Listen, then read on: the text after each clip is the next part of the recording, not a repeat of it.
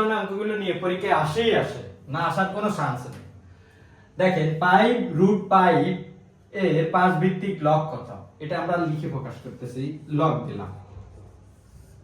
কি বলছে 5 ভিত্তিক, ভিত্তিটা এখানে লিখবে।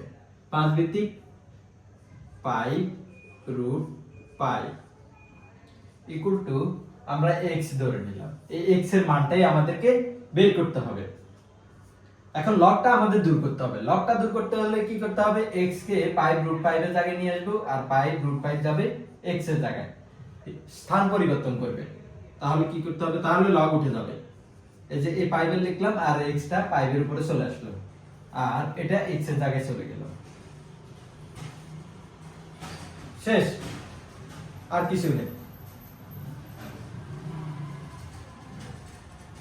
পাইপের উপর পাওয়ার এক না, আর পাইপ দিলাম, আর হচ্ছে যে রুটের জন্য উপরে হাফ দিলাম।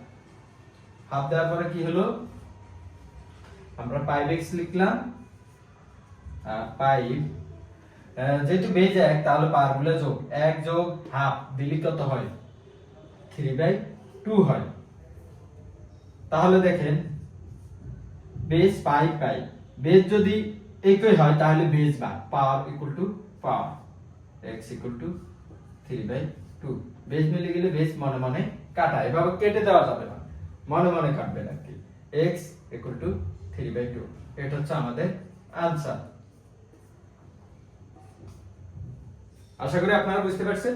এটা BCS, bank, primary school, non cadre, NTRC সব পরীক্ষায় আসছে।